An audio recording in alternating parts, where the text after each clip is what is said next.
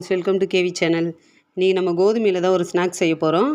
அதுக்கு நம்ம கோதுமையை கழுவி ஊற வச்சிடலாம். நைட்டே ஊற வச்சிடணும். ஒரு தண்ணி மட்டும் கழுவி ஊற வச்சிடலாம். நம்ம ஏன்னா கொஞ்சம் அழுக்கு இருக்கும், அதனால் கொஞ்சம் கழுவிட்டோம்னா அந்த அழுக்கு போயிடும்.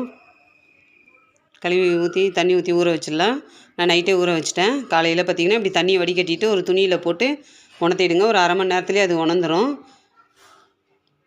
இப்போ கடாயை நம்ம அடுப்பில் வச்சுட்டு எண்ணெயை ஊற்றி காயிட்டோன்னு நம்ம இதை ஒரு கரண்டியில் போட்டு பொரித்து எடுத்துக்கலாம். இது போல் கரண்டியில் நீங்கள் பொரிச்சிங்கன்னா தீயாமல் உங்களுக்கு எல்லாம் ஒன்றா பொரிஞ்சு வந்துடும். எண்ணெயில் கொட்டினா நம்மளுக்கு எடுக்கிறதுக்கும் கஷ்டமாக இருக்கும்.